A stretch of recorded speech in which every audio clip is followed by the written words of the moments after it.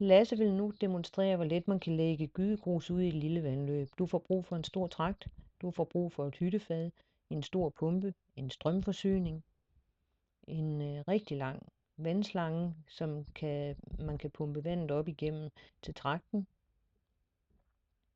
Du får brug for en masse gydegrus, og i dagens anledning har Lasse narret Ole til at hjælpe sig med at hælde gydegrus ned i trakten.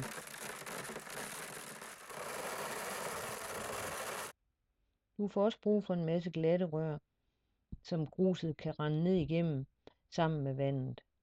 For enden af disse lange rør, der kan man montere et fleksrør, så man let kan fordele gruset ude i det lille vandløb og lægge det der, hvor man ønsker det.